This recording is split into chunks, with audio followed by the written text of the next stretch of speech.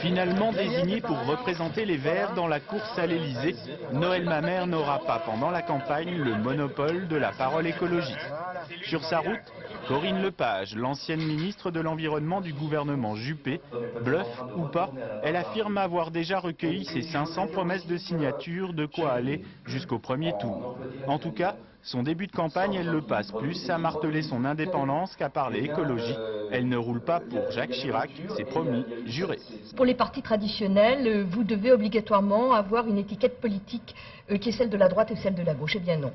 Je suis une femme indépendante depuis 25 ans. Je me bats pour toute une série de combats qui s'appellent Amoco, qui s'appellent Erika, qui s'appellent OGM, qui s'appellent peut-être demain Troisième Aéroport. Et par conséquent, c'est ce combat-là que je veux poursuivre. Autre ancien ministre de l'Environnement, Brice Lalonde gomme le vert pour tout repeindre en bleu. Génération Écologie Les Bleus, c'est avec cet étendard que Lalonde, l'écologiste libéral, veut entrer dans la course. En attendant, les signatures nécessaires, c'est un candidat virtuel déçu par les Verts qui montent au créneau.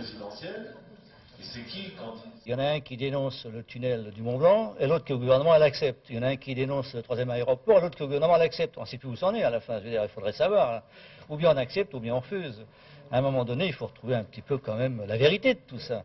Antoine Wechter, le revenant, pourrait compléter la liste. Le président du mouvement des écologistes indépendants était absent de la présidentielle en 1995. Il lui manquait près de 100 signatures. S'il peut concourir en 2002, il pense faire entendre la vraie voix de l'écologie, ambitieux. Je crois qu'il y a trois logiques. Il y a une logique de deux candidats qui cherchent à trouver leur place à droite.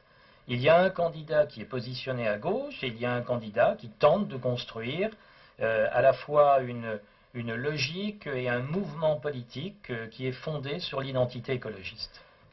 4 candidats écologistes au soir du premier tour, c'est peu probable. Le couperet des 500 signatures devrait limiter les débats à 2 ou 3 concurrents.